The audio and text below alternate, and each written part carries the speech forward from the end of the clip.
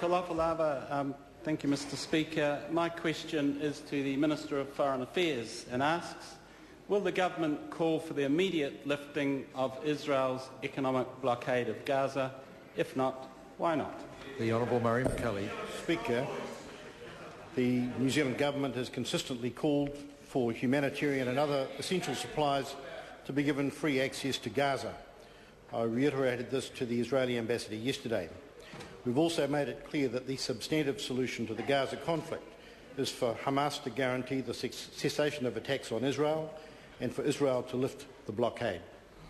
Keith Locke. Mr. Speaker, why won't the Minister go beyond what he's just said, granting more access to essential supplies, and support the call made by both the European Parliament and the European Union in the last couple of days for the immediate lifting of the economic blockade? And I stress the word immediate. The Honourable Murray McCully.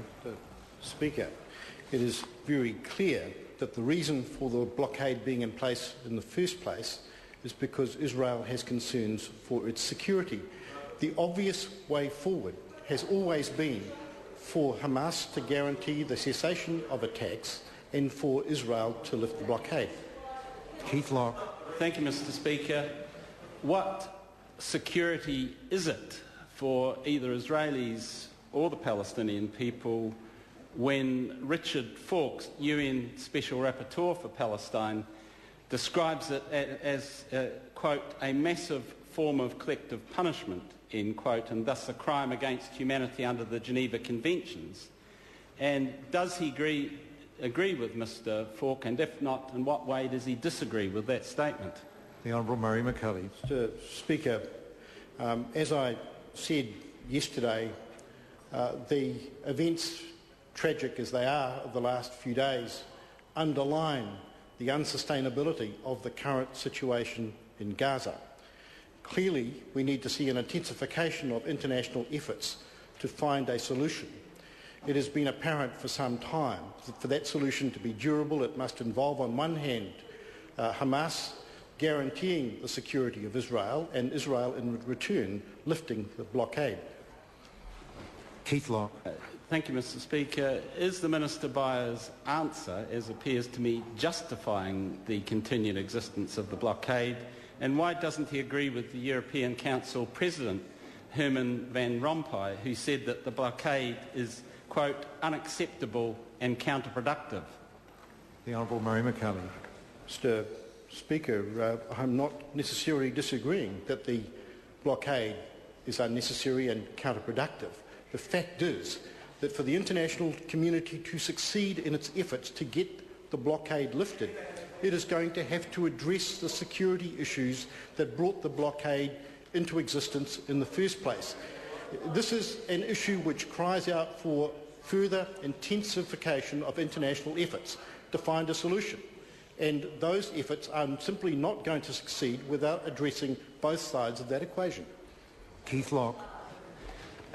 Does he, in the meantime, then, think that it's okay to starve a whole population, deny them the necessities of life, and virtually close down their entire economy?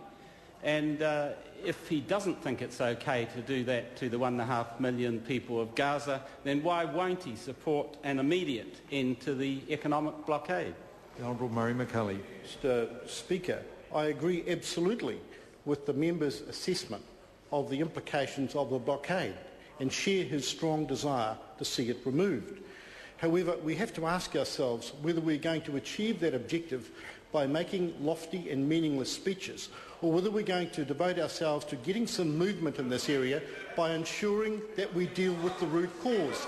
And the root cause of this issue is that Israel has put in place a blockade because it has security concerns.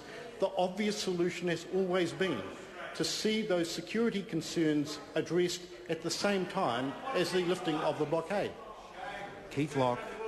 Speaker, supplementary. Keith Locke. Thank you. On the attack itself, does he agree with the President of the European Parliament, Jerzy Buzek, that the Israeli operation of a couple of days ago was a, quote, unjustified attack and, quote, an unacceptable breach of international law? And if he doesn't, in what way does he disagree with that statement? The Honourable Murray McCully. Speaker, the government supports the United Nations Security Council's call for, and I quote, a prompt, impartial, credible and transparent investigation conforming to international standards, unquote. In supporting such an investigation, can I suggest to the member that it's best to wait for that investigation to occur before making the findings available at the same time? In other words, if we're going to have the investigation, let's at least wait for the conclusions before we make the findings ourselves. Keith Locke. Thank you, Mr. Speaker. Doesn't the Minister accept that the basic facts of the situation are already at hand, that there was an illegal attack in international waters by the Israeli troops on a peaceful aid flotilla, and he should at least criticise that along with the rest of the world while rightly supporting a further investigation? The Honourable Murray McCully. Mr. Speaker, the government was very clear in condemning the violence and in particular condemning the loss of life that has occurred off the shores of Gaza. That member has, with others, called for a full investigation but simultaneously announced what the findings of that investigation should be. The government believes that completing the investigation before declaring a verdict is an approach that might engender greater international respect and credibility. Question of the Honourable Chris Carter.